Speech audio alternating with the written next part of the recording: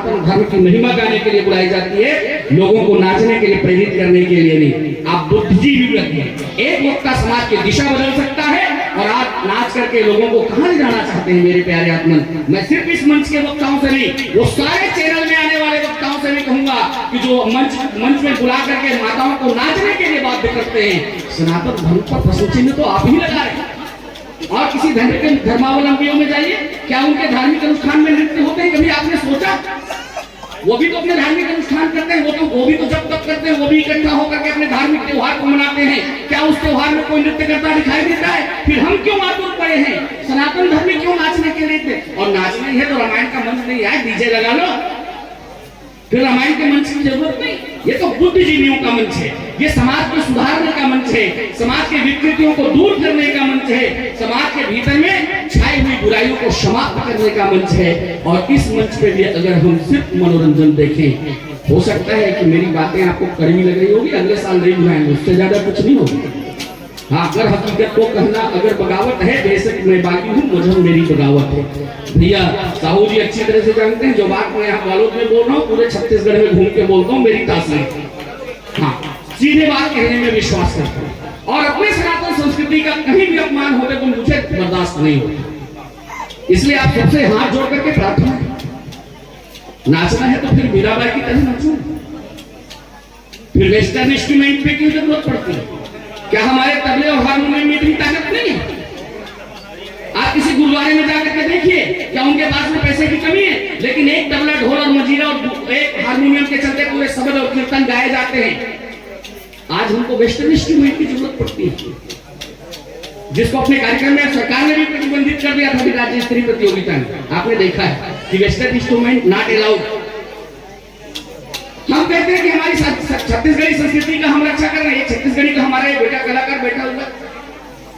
मैं इनसे ही पूछता हूँ, कितने रिदम आप छत्तीसगढ़ के परंपरा के बजाते हैं? छत्तीसगढ़ के सारे रिदम को आपने किनारे रख दिया, वेस्टर्न म्यूजिक आपने उसके भीतर में डाल दिया। कैसे संस्कृति की रक्षा कर रहे हैं? कैसे छत्तीसगढ़ के परंपराओं का और हमारे पारंपरिक गीतों का रक्षण? कौन है इसका जवाब? चिंतन करें, ये विषय चिंतन करें, बहुत बारीक बारीक चीजें हम स्वयं इसका आचरण करेंगे तो समाज में बहुत बढ़िया संकेत जाएगा। आप अच्छी तरह से जानते हैं कि आप सबके ही दान से इतने बड़े कार्यक्रम का आयोजन होता है। मुक्त हस्त दान दीजिए, लेकिन संस्कृति, संस्कार और सनातन धर्म के रक्षार्थ उनको प्रस्तुत करिए। आज इसकी महती आवश्यकता है, और नहीं तो सनातन धर्म का जो आज से 526 वर्ष पहले दुर्दशा गोस्वामी जी महाराज ने देख करके श्रीमद् रामचरितमानस लिखा, उसके औचित्य पर प्रश्न चिन्ह क्यों लगाना चाहते हैं आप? मैं यही कहना चाहता हूँ, आप सब मिलकर के, हम सब मिलकर के ऐसे वातावरण का निर्माण करें कि राम राज्य की स्थापना हो। वो तब संभव है जब मानस के आदर्शों को अपने जीवन में जिएंगे। मानस को श्रवण करेंगे, 3 बातें हैं। एक श्रवण, पहले श्रवण करिए, फिर मनन करिए कि ये बात कितना मेरे जीवन से जुड़ा हुआ है, और आखिरी में निधि ध्यान का मतलब आचरण करिए, क्योंकि आचरण से ही चरण की पूजा होती है। 1 क्विंटल ज्ञान से 50 ग्राम आचरण ज्यादा श्रेष्ठ है। दुनिया को हम 1 क्विंटल ज्ञान दे दें, लेकिन उसका 50 ग्राम आचरण मेरे पास में नहीं है, तो मेरा ज्ञान कोई मतलब का नहीं है। ऐसा मैं समझता हूँ।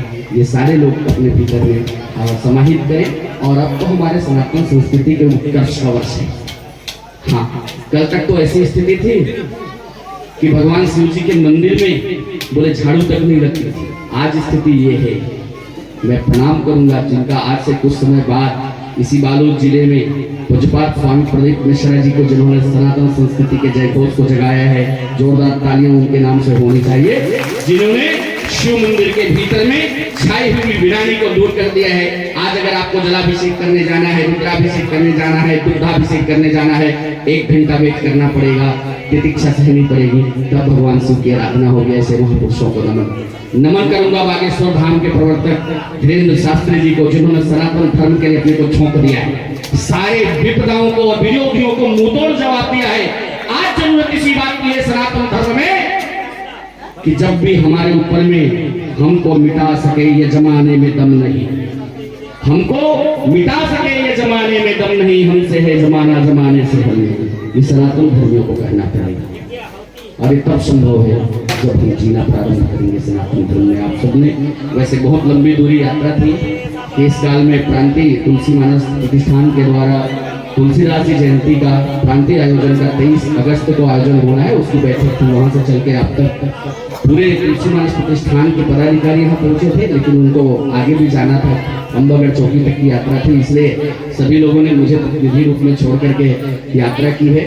मैं उन सब की ओर से आप सबका हार्दिक साधुवाद धन्यवाद देता हूँ कि आपने ऐसे आयोजन में तन मन धन से सहयोग किया। बेटियों को बहुत बहुत बधाइयाँ जिन्होंने साहस किया ऐसे आयोजन के लिए। लेकिन कुछ बातें आप सबको सोचना पड़ेगा, हम सबको बैठ करके विचार करना पड़ेगा। इन विषयों को भी आपके बीच में रखा हूँ। कुछ बातें आपको जरूर चुभती हुई लगी होगी, उसके लिए मैं क्षमा चाहता हूँ। अच्छी जो बात लगी वो मेरे गुरुओं के आपके श्री चरणों में अर्पित है। पुनः आप सबने अवसर दिया, इसके लिए हृदय से आभार व्यक्त करते हुए आप सबके श्री चरणों में नमन करते धूल उनकी को नमन। बोले श्यावर रामचंद्र की जय। जय श्री राम, जय जय श्री राम। अभी पर नाचत रहे हो, आवाज लग तगड़ा करो। जय जय श्री राम।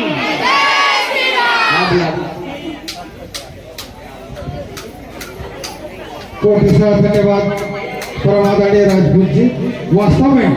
वास्तविक में वास्तविकता चीज क्या है उसको जनमानस के बीच में परोसा है कि वास्तव में हम जो है अपने धर्म संस्कृति की